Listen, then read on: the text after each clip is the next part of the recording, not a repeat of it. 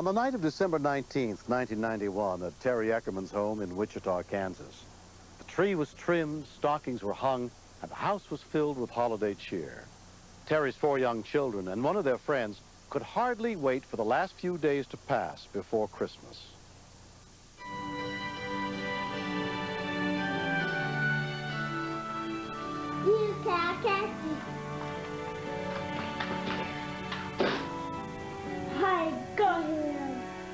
Dustin and his friend Chris were playing in the living room, while Terry's 3 stepdaughters were busy in other parts of the house.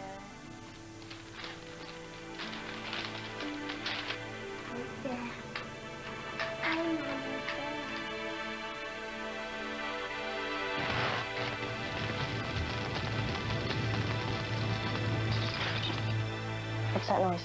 I heard this noise. I didn't know what it was. It was a crackling, popping sound.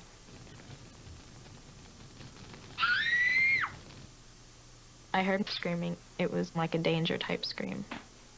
I opened the bedroom door and looked out to see what was wrong. And I stood there for a minute, kind of thinking, this isn't really happening, you know, I'm just seeing things or something. When Terry heard the fire, she ran into the living room. All I thought about was getting everyone out. Dustin! Quick! I looked for the first person I could see, and that was Chris, the little boy I was babysitting. Here, keep him outside. Where's Danae and Dustin? I don't know. 13-year-old Danae saw her little brother Dustin run into his bedroom. Dustin! Dustin! I got down on my knees to tell him we had to get out, Dustin, come on, we need to go outside. but he wouldn't listen to me. I don't want to go. I don't want to. I was really scared that I wasn't going to get him out, Come on, Dustin, you have to and that I wasn't going to get out because I wasn't leaving that room until I had him. 11-year-old Devin escaped out the back door and ran to her neighbor, Leonard Piesinger, for help.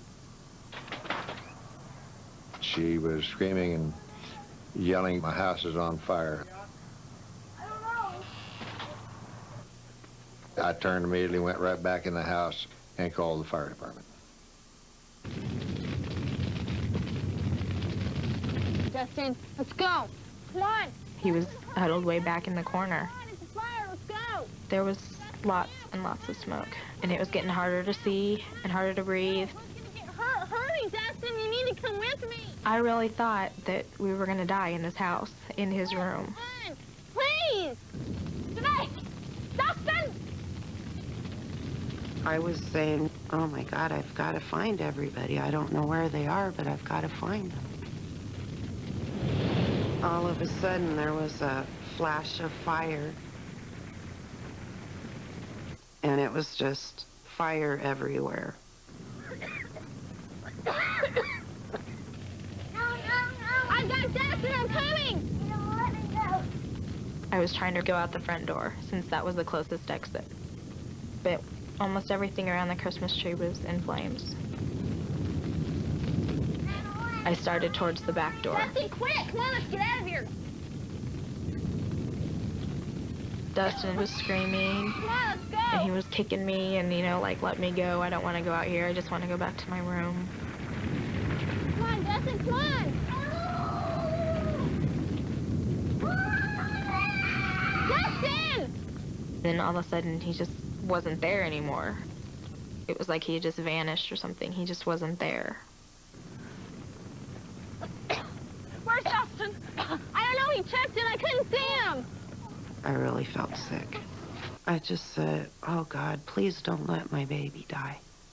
And right after I said that, the smoke cleared away from around him, just for a second. And I reached in and pulled him out. I should have known that there was something wrong with him. I was just so glad to see him that I didn't think about that. I just wanted to get away from the house.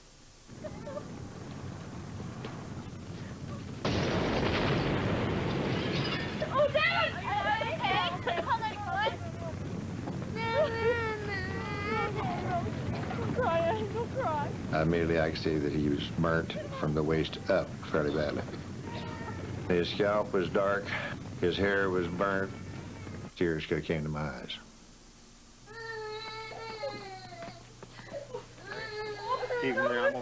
I knew he needed to get those hands under cool water as soon as possible, and I knew it was bad enough that we need to get paramedics in. I'm going out and see if I can get some help. Oh, no, come on, Justin, come on. The thing that ran through my head was I was afraid I was going to lose my little brother. He was only 2, and I love him to death, and I don't want to lose him. Within 3 minutes of the call, Wichita Fire and Sedgwick County EMS units arrived on the scene, including Medical Officer Alan Green. Upon entering the house, I determined that Dustin was in critical condition. About 18 months old. Okay. He appeared to have burns over his face, his arms, hands, and across his chest and abdomen. What's his name? Justin. Justin? I knew we had a life-threatening situation at that time. Dad, Where's everybody? we're in the house. Dwayne Eckerman got home from work shortly after help arrived. At this point, I still didn't know to what extent Dustin was burned. I tried to stay as calm as I could, and especially for Danae and my other 2 girls. There was a lot of fear, uncertainty. My God, their life had just gone up in smoke. We're here, buddy.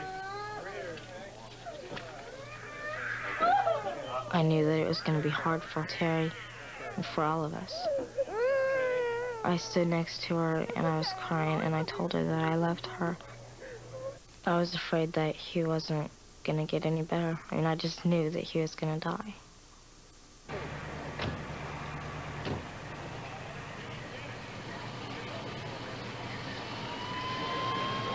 Every room in the Eckerman house was severely damaged that night, including the bedroom where Dustin had been hiding.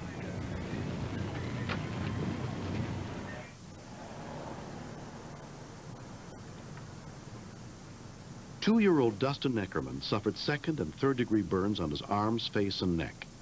1 year later, he is still recovering from his injuries and remains under the care of Dr. Robert Bingaman. Dustin is doing very well. I think he will have some visible scarring, but I don't anticipate that he will have any significant long-term disability. You that bathtub? You remember that bathtub? Yeah. I think Dustin was very fortunate in that his sister recognized immediately what the problem was, and she saved his life. Can you put some up on the side? Fire Marshal Ron Blackwell was at the scene that night. The probable cause of that fire was an electric short in the Christmas lights that were on the tree. One more. Every family needs to take time to plan. What are we going to do if we have a fire? A fire moves far more quickly than I think anyone could possibly imagine. And most family escape plans should include 2 ways out. And once you're out of the house, stay out of the house. Get a hook on here. What do you say? That's better. What I saw through all of this was a family spirit that was just dynamite. And what I learned from this is that when a setback occurs in a family like this, how important it is to show the love and concern for each other that can build a stronger family when it finally is over with. All right. There you go. You like the snow, Dustin? Yep. Almost every day I remember something else that we've lost. Because there's so many pictures and so many memories that are gone. That I would rather have my family than my house. Because my family's gonna be with me forever.